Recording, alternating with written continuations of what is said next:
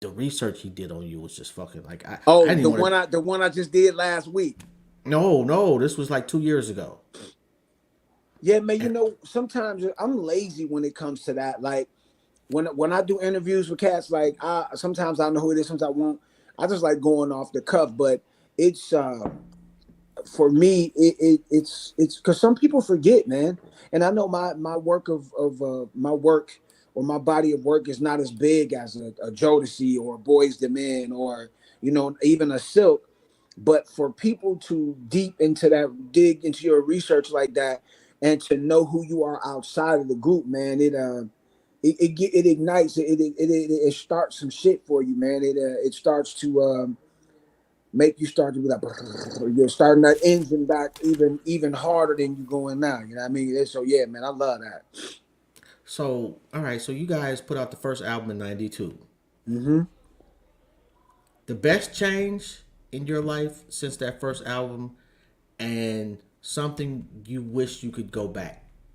The best change Yeah.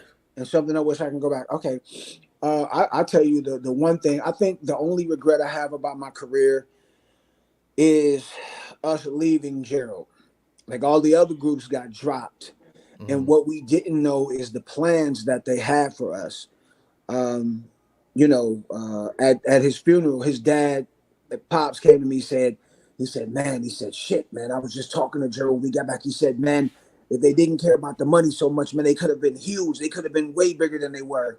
But it's like when you see everybody else eating, like Hmm. what else you gonna think about? Like we was on the fry machine and everybody else was getting promotions and riding around in fresh shit. But as you learn the business, you know that those that pay for the shit own the shit and they got the shit. So you got to get to the shit to get the shit that they got.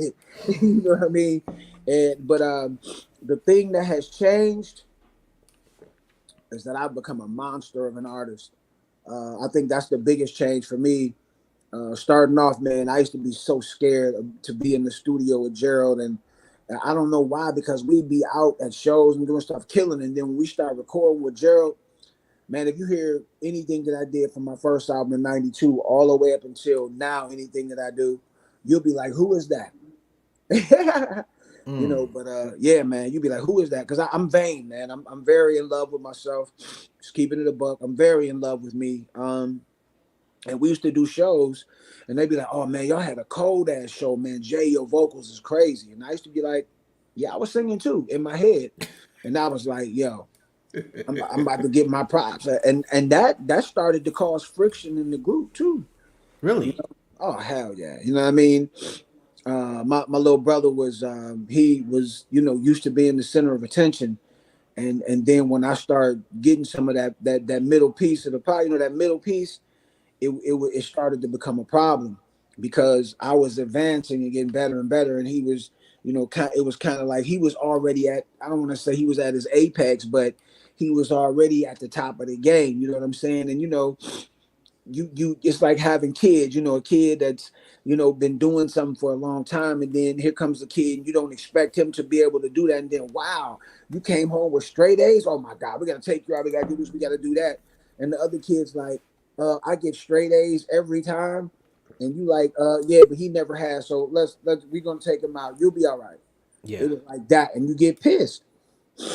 Yeah, I feel you. I actually I feel him on that one because I kind of understand that shit too.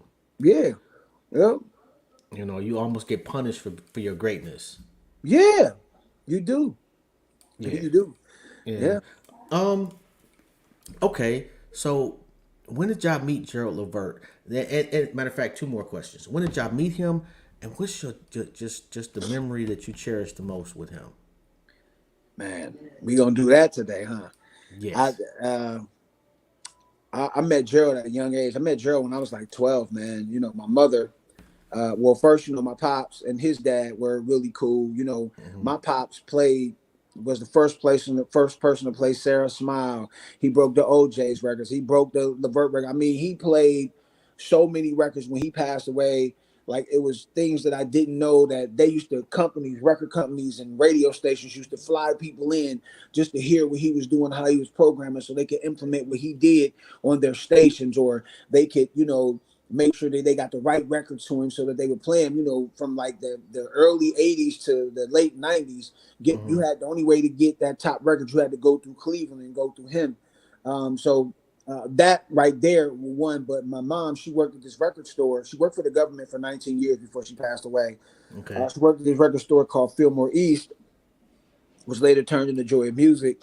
And Gerald lived probably like about 3 or 4 miles, if that, down the street in Shaker Heights. Everybody in the entertainment business that's from Cleveland is from Shaker Heights, just about. Shaker Heights, Collinwood, or down the way.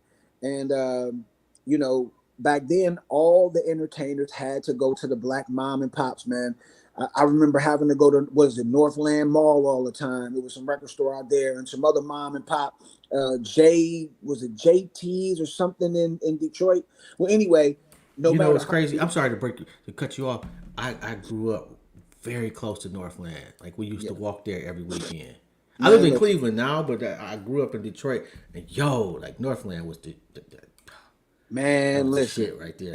Every time we came to Detroit, Gerald, like I got so much family up there. There's a lot of Tollivers up in Detroit. That Tollivers, like the Scruggs. I got a bunch of family. A lot of them were cops. I got a lot of family up there, and I always came to Detroit. But the different side of Detroit, Gerald showed us, and we would go and he would let us take his truck, and we would go to Belle Isle Park and pick up girls, and we look, hey man, hey, and then we would go to Shane Park to see his shows, or I think it was is it something called the music hall there or something like that? Yeah. We got a There or music wherever hall, he was. and he probably Yeah, had shows. Shane Park. I think it's the Aretha now. yeah, he was the king of Shane Park. Karina, and then he would always bring us to Detroit with him. One of us or both of them. We would stay at the Athenaeum, go to Fishbones.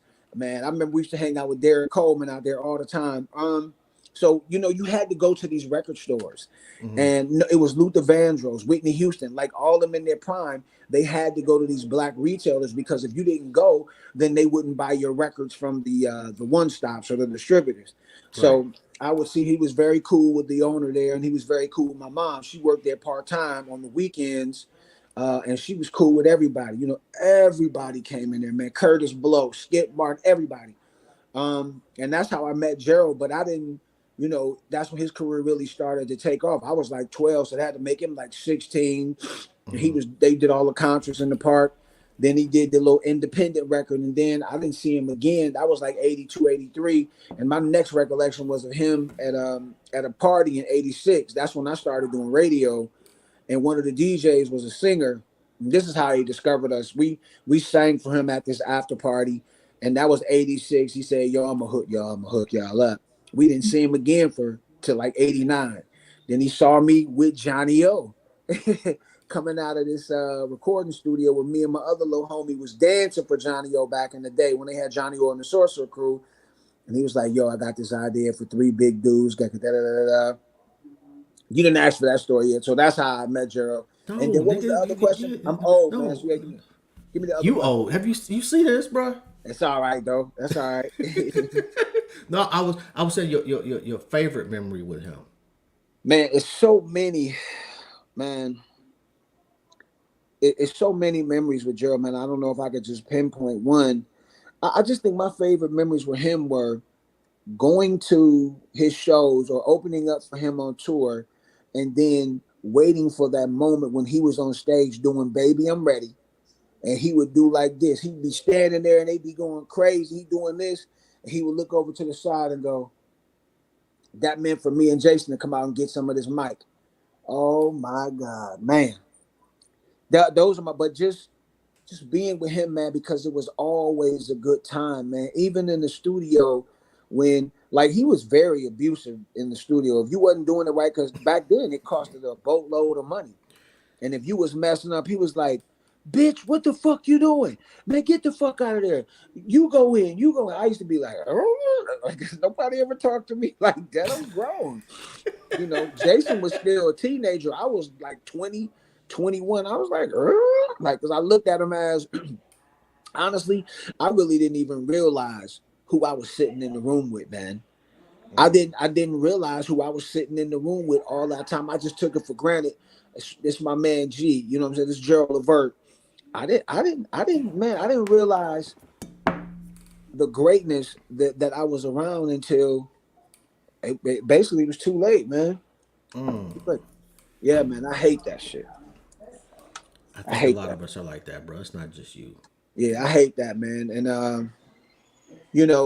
I just know there's so many groups out there that have mentors that put them on that they're maybe they have don't even have the body work we have, but not even as good as we are, but are able to tour because or and have great touring booking because their mentors that put them on are still in the game or still here. Man, I know for a fact if Gerald was still here, man, it would be something awful. As mature as both of us gotten with our stage, oh my God. Me, him, and Joe Little from the Rude Boys, and I just think sometimes the tour of events that happen in life affect the paradigm of everybody else being here too. Yeah, Like I feel like if my mom was still here, my sister wouldn't be gone. You get what I'm saying? I Because do. she would have had that person. If Gerald was still been here, then we still might have Larry Marcus from the Rude Boys or Buddy Banks. I can't call it. That's not my call, but you know, I get what things you're would be saying. different. You know what I mean? So yeah, hell yeah. Yeah, sometimes the piece on the chessboard is the queen, and when the queen, you lose the queen, you still got pieces, but they ain't moving the same. Yeah, no doubt. My daughter just walked in. She is senior this year. She wilding. It seemed like she followed. It seemed like she following in my footsteps, man. I didn't plan it that way, but I support whatever she wants to do. You know what I mean? Like I didn't get my college degree till I was like 48, and I was like, what am I do with this shit now? But I just did it just to show my kids like it's never too late for any. It's never too late, and you know, she's a thriving senior in high school. She is the leader of this music academy that they built, made her the face of because she beat up on these kids in this musical competition when she was 12. And now she's getting ready to graduate high school. And we've been taking her on these tours, Middle Tennessee State, Howard. We're going to go to Dillard. We've been to Oakwood. Is it a music college in Detroit? No, but if I remember correctly, there's one I want to say in Boston. Yeah, Berkeley. We going there. We going. Yeah. I don't have no. That's her top choice. So Daddy got to get out here and make some more records. If I got to sell some booty, not backwards either. I'm talking about serve a lady. I get what you said. Yeah, Yo, get but that right. I interviewed a young sister, singer Yeah, who went to Berkeley. yeah. And so, yeah, she lives in Philly now, but she That's what's she up. she thoroughly enjoyed it. Yeah, I think like in education, if it's something that you like, is not. It's like if you love your job, then it's not work. If you love your Yeah, education, then it's not really hard because you're into it. yeah. So it is what it is. And she So gonna she gonna do what she want to do regardless. She done already told us that, and I support her because once you get out there, it's on you. I can't. I have daughters, bro. I understand. Yeah, man. It's been a rough last 4 5 years, but she's everything, man. She is, and girl dad. I've been a girl dad for they start talking about that with Kobe. So yeah. So at what point? Okay, so the first album is done. Y'all on life is good, but at what point did you feel like what? Okay, I'm in my zone now. Shit, man. I guess it all happened so fast, man. I think the first time, and even though we had the power in Cleveland with my dad, the first time that Jason and I heard "Use Me," which was our first record on the radio, man, we just stopped, pulled over. We was in front of my house. We just stopped, pulled over, and started crying. I know my mom had just passed right after we signed the contract. She died 2 months later, and yeah, man, and that's gonna be in my book. And we just was like, damn, we finally here.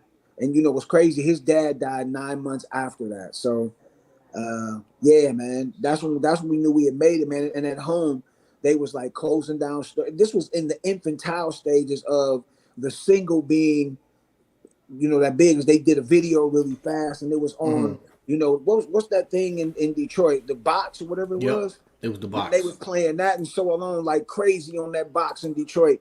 And but it was on BET like crazy. The first single was blowing up so fast. We're the only group to ever do a jingle for BET. To use me. The song You, it go BET, BET. no, Kareem no, did it. no. I know. Rita, Yeah, Rita literally sent me that video. I don't know, maybe half an hour ago. I love She was them, man. like, "That's my mama with the BET jacket on." Yep. Yeah, man. Karita and Montez, yo, man. They gave us special treatment at BET, man. I've been knowing them for, I guess it's 32 years now, since '92, since we came out. Like, I mean, it happened so fast, man. And we didn't know what the hell we were doing, man. We were just having fun, man, and enjoying the fruits of the land. Yeah, okay. And it was, I watched a few of your interviews, and you was telling the story of Naughty by Nature trying to jump on y'all. I I need stories like that, bruh. So the second single was called "You Me," and like I was watching the Hip Hop Awards last night, and I'm like, damn, I wish we had a rap instead of sing, because the crazy thing was we were going to do an album called The Big Draws Posse. Like all the times we were on Arsenio, they kept talking about it. It was like Chunky A is gonna do a verse on the Big Draws Posse because Gerald was talking about it. Like we've been on the pit, we performed on there, we did like this skit. I'm trying to find all the footage, Hmm. and so it's this song called "You Me," and I'm like, I want to rap, like I want to rap more than want to sing. I thought I was Prodigy from Mob Deep.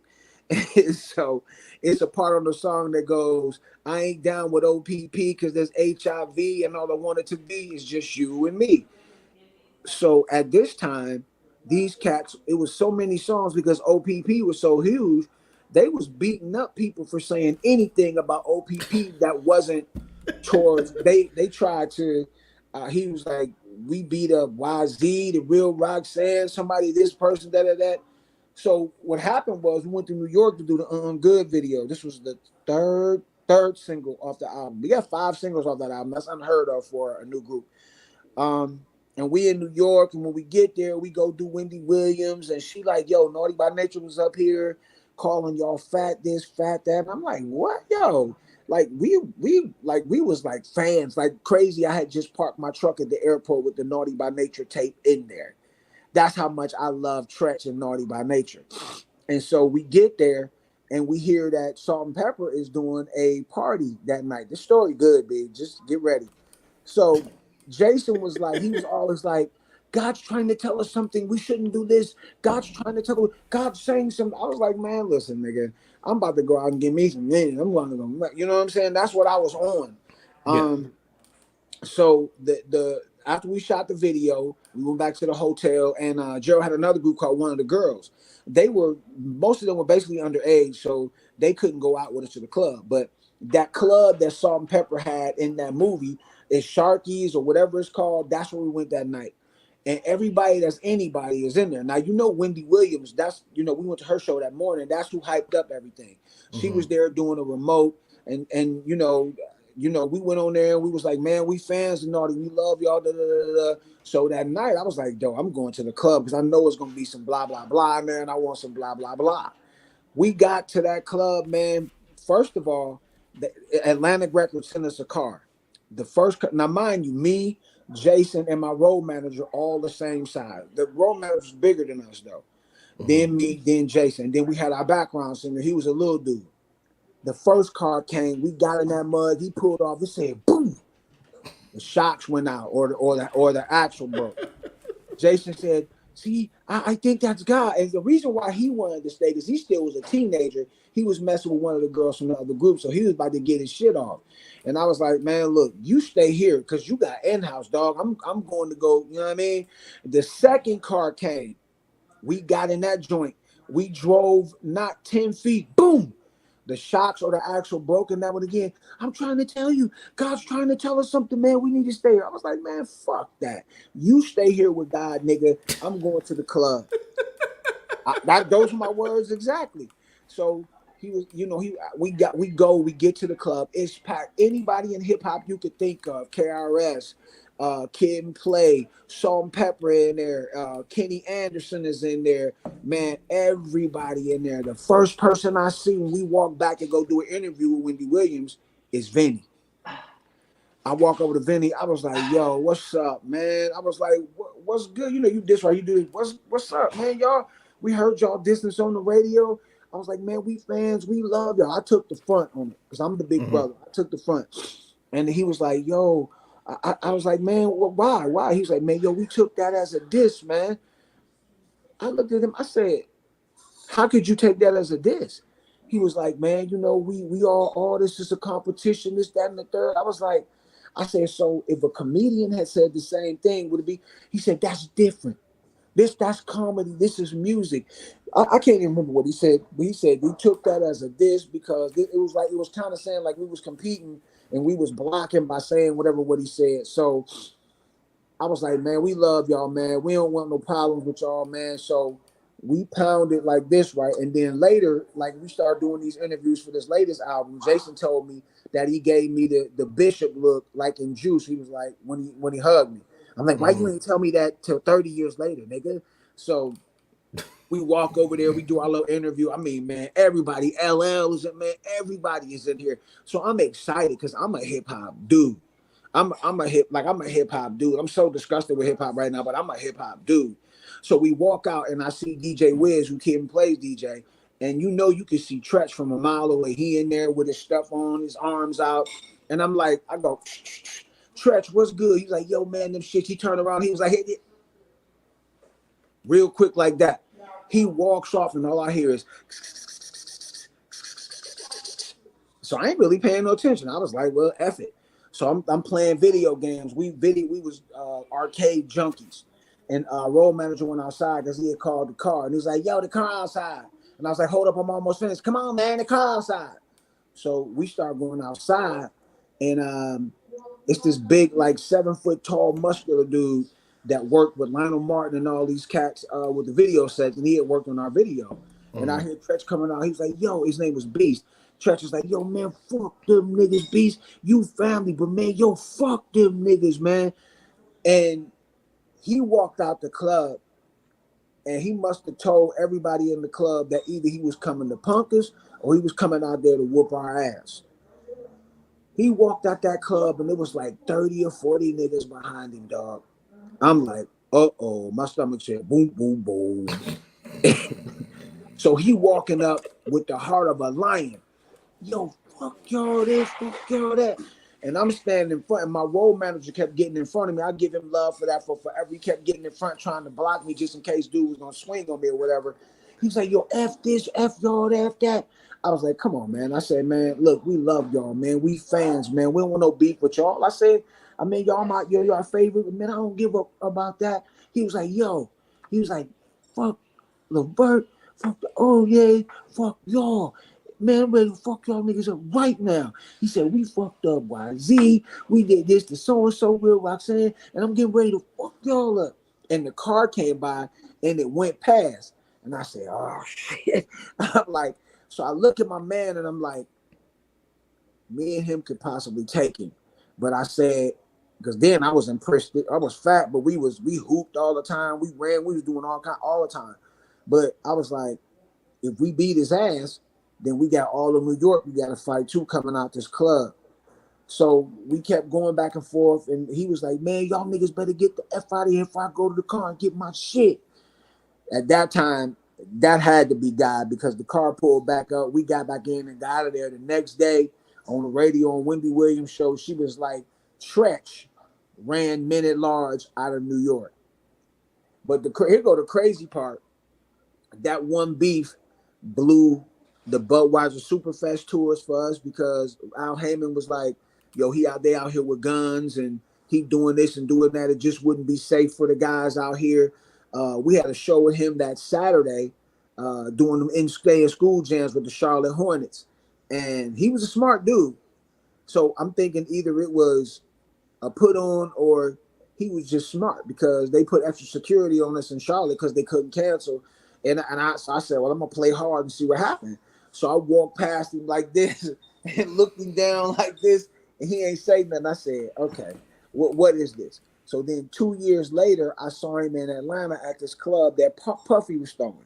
And Mhm. I walked over to him, and I'm gonna give you another conclusion to it too. I said, "Hey, man," I said, "Man, what the fuck?" He was like, "Yo, man, I'm as a man, I gotta apologize to you, man. I'm sorry. You know, we was straight out the hood, man. We ain't know nothing about being celebrities and stars and this, that, and the third, and blah, blah, blah, blah, blah." So, you know, he out on that new Jack City tour. Mhm. So I was like, I want to see Tretch and see what's good, see if he remember that. So my guy was doing sound for the tour, and he went to his room and he got him on FaceTime for me. I was like, "What up, bro?" He's like, "Yo, what up, bro?" I'm like, "What's happening?" He said, "What's good?" I said, "Man, it's Dave from Men at Large. You don't remember me?" He was like, "No, I can't even recall, bro." He kept saying, bro. And I'm like, "Man, you used to want to whoop my ass back in the day." He was like, bro, I don't even know, bro. I was like, "All right, man. Well, I just want to tell you I love you, man, and you know, man, I'm happy for you. Much more success to you, man. All right, bro." And that was it. That's funny, ain't it? That's crazy. Yo, but yeah, He didn't even remember it 30 years later, I don't unless he know if was I'm just nice as you fronting, are, bro. Like huh? I think I'm a little bit more. I don't think I would. Oh man, I just, man, that would have been a no-win situation for us in New York, yeah, in New York, but I wouldn't have and they forgot. came to Cleveland and I had all my niggas with me, and they came and they was there and they was shouting out Mob Deep and Bone Thugs and Harmony. We was backstage, and my one of my homies, Fouché, he a thug to his heart, a thug. Like, you know, he be talking about Crip now, and I be like, "Man, when were you a Crip?" And he like 40, almost 50. If he ain't 50, yeah, he ain't 50 yet. But I used to hang around some cats that would do anything for me, and Hmm. it could have been on site in the city, but I was like, "Nah, don't do nothing." This was like right after, and I was like, "Nah, don't do it." My grandmother used to always be like, "Baby, don't put that man's blood on your hand." And every time I'm great getting something, I always thought about her, man, and her talking that, you know. So I kept myself out of trouble because I mean, who knows? I only carried a gun in my life a couple times, you know, and I didn't have it on me that night. And so, you know, anything could have happened. Like Al said, they was carrying all kinds of automatic weapons, and it'd have been bad for us out there, you know. But then Yeah. that's how I found out how strong my brotherhood was with Silk and Shy. Because they was like, "Man, let me tell you something. Like, if, you know, especially big Jimmy Gates from Silk, he a big corn-fed dude. He was like, man, it would have been on site. We family, you know, so you just, you never know. And, you know, you don't want to put nobody else in harm's way because Yeah. of I your feel you on stuff. that. So I just avoided it, man, you know, and I'm here. I'm still here. Anything could have happened. All right, so y'all go through all of that. Men at Large finally decides, you know what, we're gonna break up. I heard the story about on the bus when Jason started giving the sermon and the wrong time. But my Man, it was question is, how ain't long nothing did like y'all an LA stop girl. talking? Ah, man. And what was So the first conversation like to get y'all back together? Detroit is one of the reasons why we broke up. That's so I can give, that's another story. So um we talked. We didn't stop talking because of the group stuff. Hmm. We stopped talking because he got mad at me basically over something I said about his wife to be at the time. And I ended up being right. So the crazy thing is, put it this way, she was like a salt shaker. Everybody was passing her around already. I had got her a job working with Gerald doing backgrounds. Hmm. I didn't come to Detroit one time and somebody called me and told me they was messed around on Lake Pontchartrain. Yeah, that hotel by Lake Pont. I don't know if it's still there, but Well, I yeah. know what you're So talking about. you don't know what I'm talking about? No, I do. Oh, okay, yeah.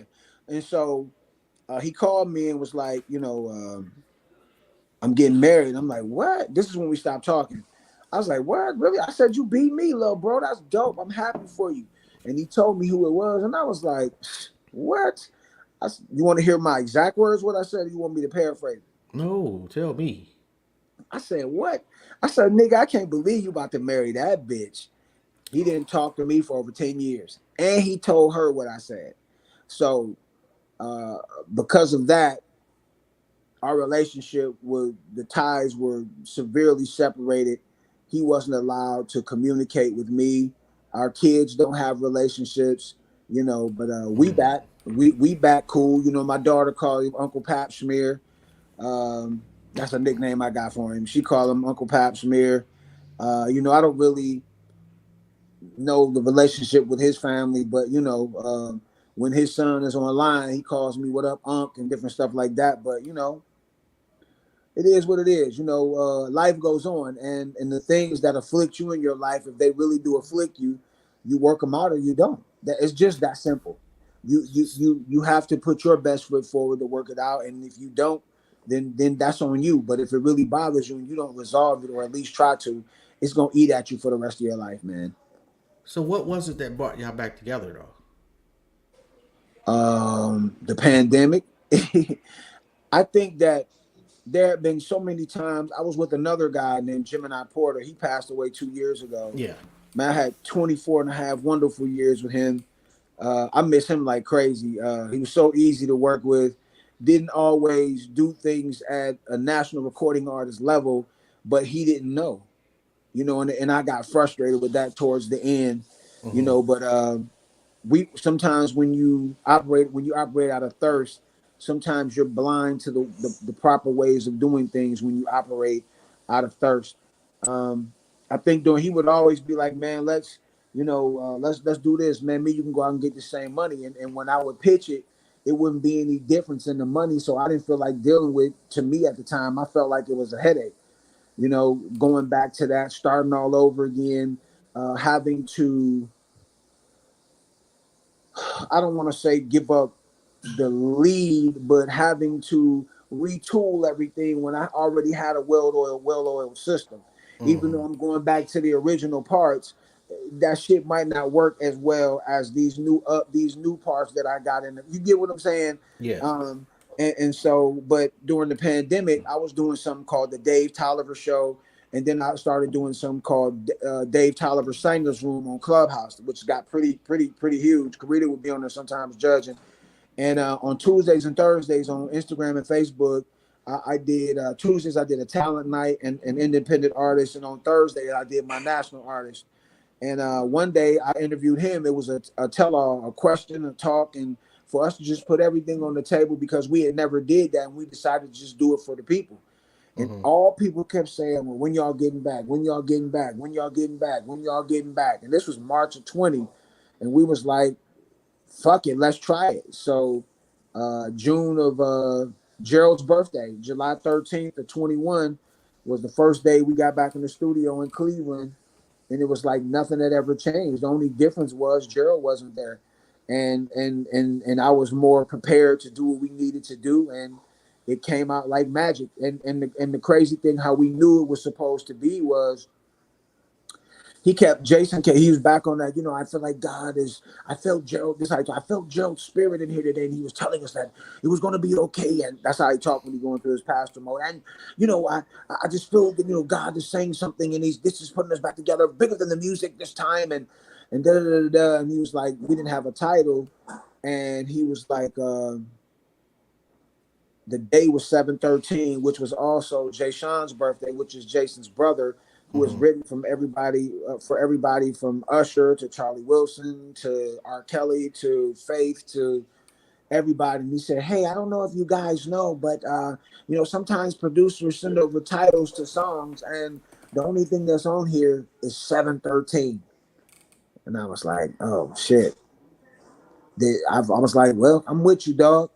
This was supposed to happen today, 7/13." So that's what locked it, and we came up with 10 bangers. This is called Love Benefits. This is the fifth album. Jason and I did three, and me and my other guy Gemini we did two. But this one right here is the best. Man, a lot. It had a good run the first 3 or 4 weeks. We had a sync licensing deal, man. Then we realistically ran out of money with that shit. It's there though.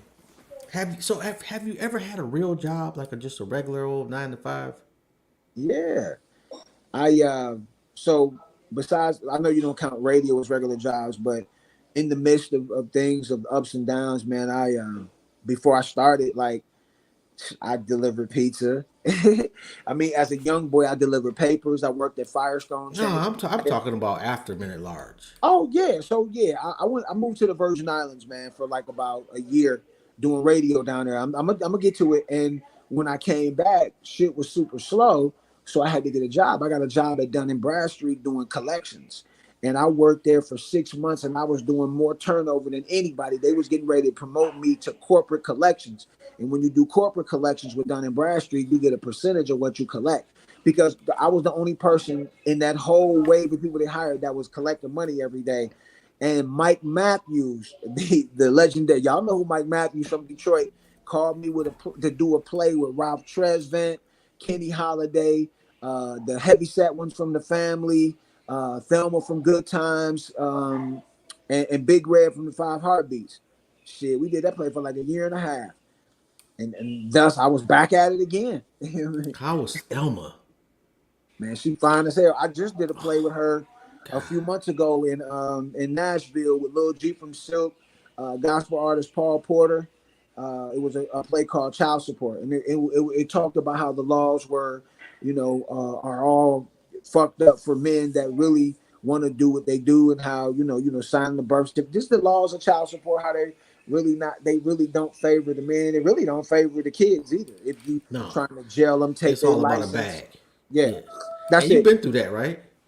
I'm in it now with a child that's 27, That ain't yours. not mine. I signed the birth certificate. I can't get out of it.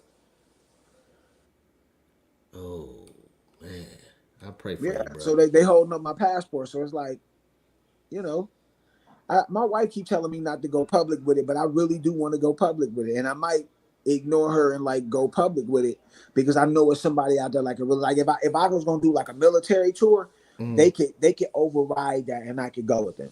Like I got a friend and she was like, "Yo, you singing at me and my husband's renewal? I know some people. You'll be there." I was like, "Yeah, I already know about that. But if it's that, if I get military or government clearance, yeah. But besides that, I'm stuck." If I go overseas, I ain't never coming back. Yo, another thing I wanted to, I know you mentioned your pops, legendary, especially in Cleveland, but there was a whole nother side of that relationship. With me and him, Yes. yeah. So he really was my uncle. He was my mother's brother, but he raised me as his firstborn son. And you know, man, I found a track yesterday that my guy West Nile had did, and it has like the news clipping of them talking about him passing, and then I don't know how he got this footage, but he got audio footage of me talking at the funeral saying, "Yeah, he didn't give me life, but he said this is my uncle, but it's really my dad. He raised me as his first son." He said, he didn't give me life, but he gave me life. And I said, he didn't give me life, but he gave me life. You get it? And it's Mm. playing, and then the track is, oh, it's sick.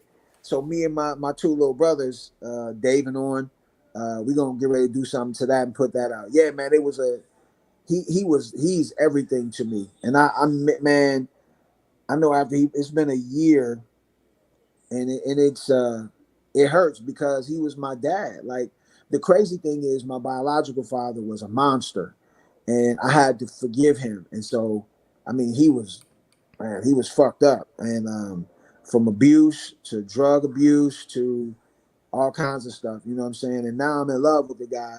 Um, I think one of the biggest things that hold us men back Hmm. going forward is finding out who their fathers are. I think it'll free a lot of these young men or these men my age that still have things against their father. Oh, punk ass, talking that if you find out who they really were, like I found out that he went through the same thing I did. His father would just come home and just start beating everybody. Period. So in the 60s, 50s, it That was was, accepted. It yeah. was accepted culture. But he loves me. He's just going through things at work. He's okay. Just go downstairs, kids. It'll be okay. So I'm saying, if the man that took care of you and raised you and reared you, and I man, when I hear them talk about him, they talk about how great this man was. All I remember is him being mean. He died when I was 10 years old. All I remember is getting whoopings because he was, man, he was a mean dude. And I had to forgive my biological father. I had to. And now we thick as thieves, and to the point like something happened to him. My feelings would really be hurt, man. And I tell people, especially when I talk to guys, you know, sometimes it's not the man's fault. Even though when you become a grown man, you know better, so you should do better. Sometimes it's things that hold them back from being a realist about who they were or who they've been. And like he would say to me, man, I already gave the guys. I don't give a fuck what you talking about. Man, he didn't apologize to me so many times now that we didn't got cool. And so, you know, I implore people to check your history, find out. Because there's so how I found out was I was sitting down at my cousin's house one day. It was after one of my great aunts died. My great aunt, so many secrets. Great aunt and Oh great uncle man. died a year back to back. One was 94, one was 95. Had they had lived, they would have been married for 72 years. And she stepped out on him and had another baby, and he stayed with her. Yeah. So yeah, yeah, shit like that. You know what I mean? So then she proceeded to tell me about how my grandfather was with my grandmother and with all the kids. And my grandmother did the same thing to him. And, you know, to the point where he would coming home whooping on all them, and the father of the youngest daughter, who my grandmother had messed around, was like pulled a gun on him and say, yeah, you can do that to all the rest of them, but mine, you ain't doing that to that. And then next thing you know, here that's how I found it out. So after that, it freed me because I understood. I was like, all right, this is who he is because that's what he was taught. And I just I couldn't get my mother back. I couldn't get those times back. I just wanted to find out why. And you know, and thanks to my son Kenny, Mhm. because you know, when I got married, my wife had a son, and I've been with him since he was 4 years old. And I dare somebody to call me a stepdad because I don't play that shit. Um, you know, he's 25 now, and for the life of me, I couldn't understand why he still wanted to have a relationship with this mother that never did nothing but get his mom pregnant. I could, for the life of me, I couldn't understand why, but I do. You can't Yeah. escape your DNA. You come Yeah. from that person, so there's no way. No matter how mad or how much you hate that person, even if they do some of the most despicable things to you, there's You going to you always still be a feel that part of you. connection. Man, you came out of them. You were part of them. Yeah. It's no way that you don't want to know or you have this desire that comes out every time you get close to them or every time you hear their name. Yeah, you might be angry, but you still want resolve. You still Man. do. So And in the back of like you don't sometimes you don't even know. Like I'm 51. Never in my life have I ever met my biological father. you want to though, don't you? I would man. Yes. So and my I have a sister that I don't know where she is, you know, and for a while they had locked up a lot of the birth records and different stuff like that. You might want to check with your as much information as you can find out. You might want to check with your with the records, the city, the what is it called? The what's that department called, Sherry? Get your birth certificate? Oh, Department of record. Health. No, you can check there. You can check city records, public Oh, records. You it ain't your on my birth birth certificate. certificate. Yeah, wherever you get birth certificates. If you have any idea of the time where you know they might have been born or whatever, the parents and stuff like that, you can look it up. You can go look it up. And then they have these. There are a lot of like foster care and adoption agencies. One I think called the Purple Project out of Cleveland. They were working with DMC on some stuff because he's a product of that as well. So it's like, yeah, man. Or you can do. I hear a lot of people have been doing the 23 and Me. You know, somebody told me I got a son in Detroit, but he like 30, like, and I'm like, do the DNA. His name is Maximilian. That's funny. My I had a Chihuahua that passed away. That was his name, Yeah, I was like, why Maximilian you name that? I was like, Aloysius. why you name that boy Maximilian?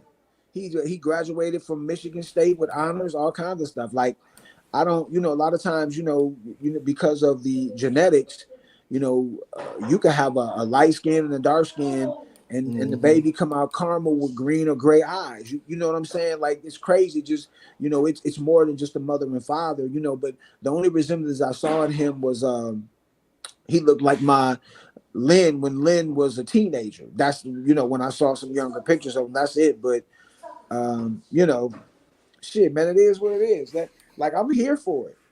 Yeah, the whole you look like him shit. No, bruh. It's just somebody that look like me. Right. Like I know for a fact that there is a cat. I don't know if he's still living or not. But when I was a teenager, I used to go to Chicago for the summers with my cousins. And there was a dude, we was the same age, only this cat was a preacher at 13. And me and this dude, I swear, that was my what they call it, doppelganger. The Yeah. dude was we were twins. Never met the guy, but So I seen him. I'm gonna tell you this what'll help you out. That watch. I don't know if you have watch Kirk Franklin's documentary about his dad. Watch that. I So on heard YouTube, about it. I haven't watched it. it's gonna pump you up and it's gonna give you energy to try to find out for yourself. Because man, you 51, I'm 53. It's like there are a lot of things, questions, different stuff. Even now, at this age, you figure you're supposed to have it, supposed to know it, but man, shit, it's still stuff that we don't know, and it's stuff that we want to know. Somebody in Chicago know.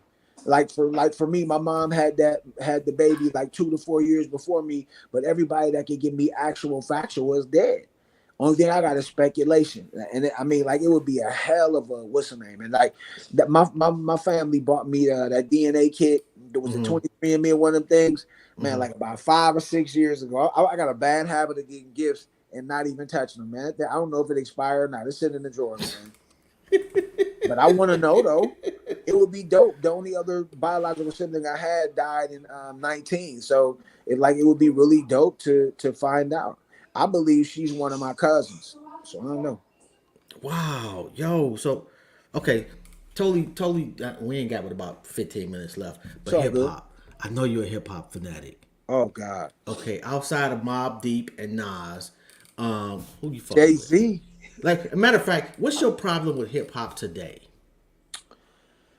I just like for me, I don't get into the Illuminati talks and all the conspiracy talks and all that other stuff because I feel like I have the mouth or the energy that will start to attract a lot of people. I don't want to be targeted by anybody, so I stay away from political talks, religious talks, Illuminati talks. Somebody mentioned that word, I just change it. I don't talk about it. Um, my biggest thing with hip hop is just like I've never seen where like I'm a huge fan of URL battle rap, and the first thing they talk about is pulling out the Tech Nine with 9 bullets straight to your dome, Yeah. push your head wig to your left side. Like I get that, I do get it, man. But God, dog, it's so much more. I'd rather go back to the braggadocious type of raps that they first started out with, man.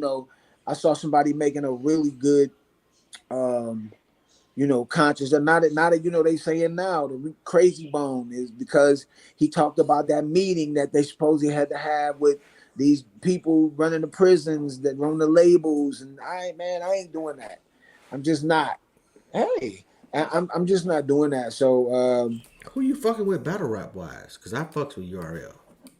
man, Charlie Clips is my favorite, but DNA, Sue Surf, I love Hitman Holla.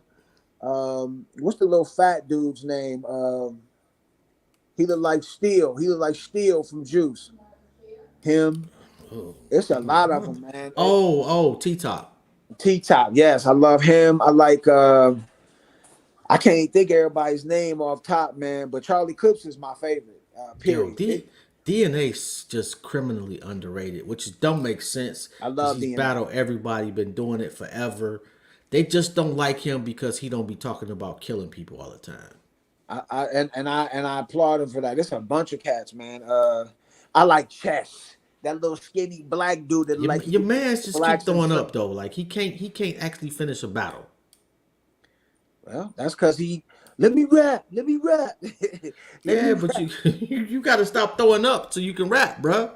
Like He when probably he smoked too many cigarettes and stuff like that, man. These cats, that right there with the adrenaline is hot in there. Cats are smoking like that dry air. Like I don't care what kind of shape you in. If you sitting up there, hey, yo, son, I cut your neck off and put it in your navel. I come through, I'm willing and able. Yo, give me some water. Let me rap, son. And I like the other little light skinned dude that always had a Hennessy. He be with Charlie Clips all the time. Oh, Goods. Oh man, I love Goods. Man, it's a lot of them. It's a lot of them, man. I like Hope Trilly. She from I think she from Philly, but she lived down here. Girl, man, it's some good ones. I love battle rap, and I know Nikki Smith. I'm no lady that works for them, and I missed out on my opportunity to go when they were down here, man. And yeah, I love battle rap. Like I want to be on stage, like standing up on stage. I want a stage pass. Well, you know what? From what I hear, and I'm not having like I'm same thing. I missed it when they came here. They've been here a couple of times. To Uh, Cleveland, yeah, man, I ain't even know because I would have flew home for that. yeah, they've been to Cleveland a couple of times actually. Wow, I'm And I not can't gonna remember because there's a guy here that was doing his thing for a minute, and it seemed like I haven't heard his name, but I can't remember his name. Suave. I don't think it was Suave. So before URL, there was this thing in Cleveland called spit boxing. This dude named Suave Gotti used to do it, and I swear, if he had it organized and filmed, he would have been URL because the way he did it was so dope. It was like levels to the battles in there. You know, it was something written. Then it was you perform one of your own records, and then he had this garbage bag, and he would walk with it and be pulling it out, and you had to freestyle it while he was pulling stuff out the bag. I was like, Suave, if you can get this organized and filmed it, man, he would have been URL. No cap, he'd have been URL. I remember when I first came here, I can't remember this guy's name, but he would go to different colleges and do rap battles, and this was way before URL. And so he asked me, he would not only do rap battles, but he filmed like events. Like I remember, he had me go down to I forget the club, but Jeezy was performing, and he Light wanted me to, skin, yeah. I guarantee you, it's Suave Gotti. I don't know. All I know is his wife was like, "Stop doing it," and he did. And he was just a real ass about the way he went about it. Oh, And that's not him. oh my god! But this dude was. I'm like, dude, you on to something with this shit. Yeah. I'm like, bro, and he had the knowledge camera wise and the ability. Like he captured it perfectly. I still got a couple of DVDs upstairs.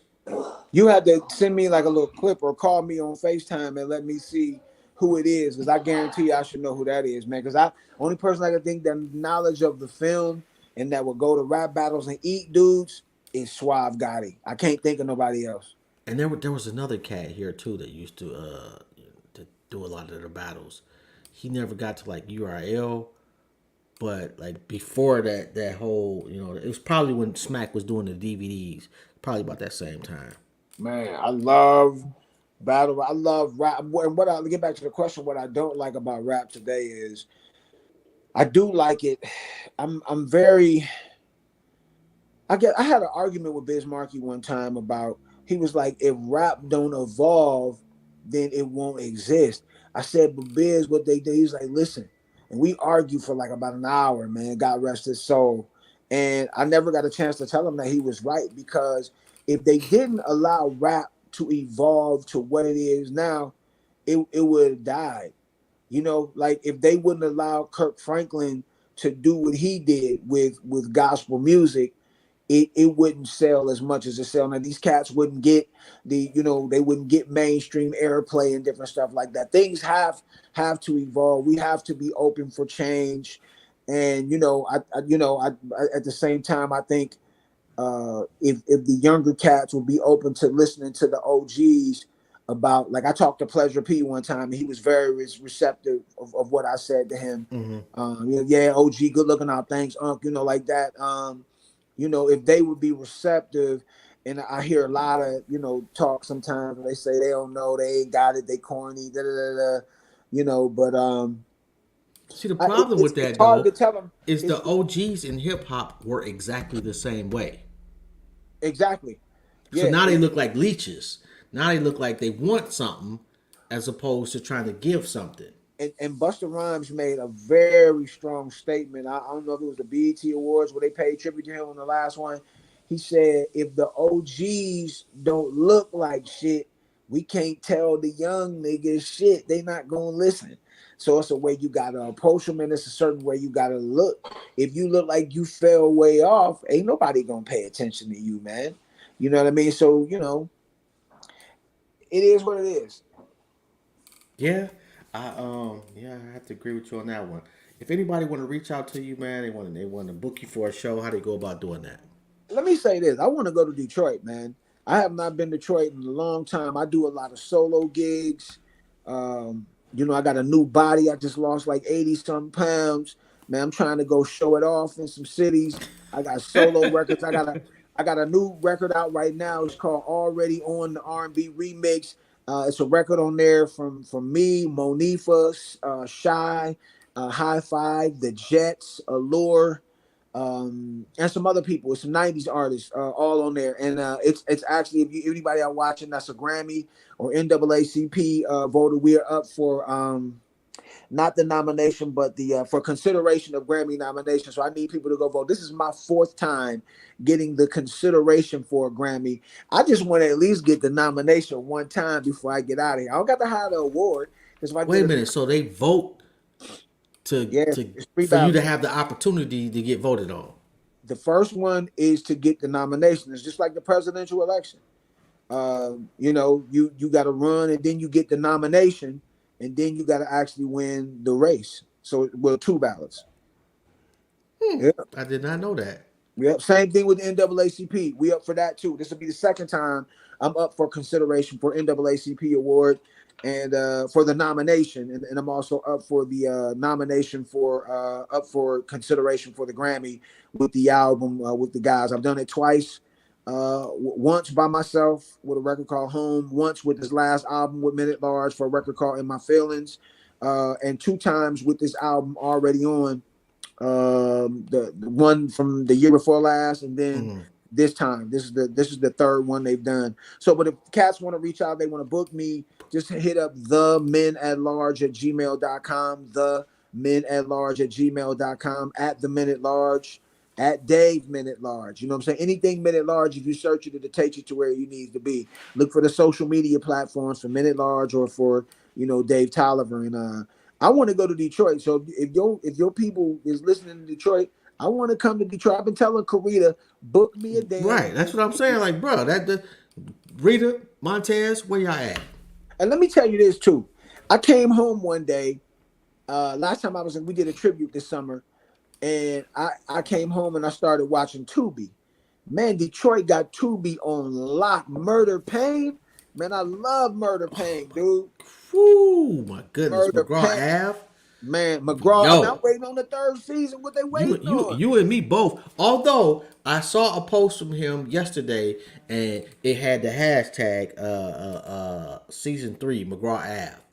And he got a movie called Lawnmower Man out. Like I can't find it. It's supposed to be. I want to see it. Like I'm. Actually, I got his director Thomas Harris coming on next month.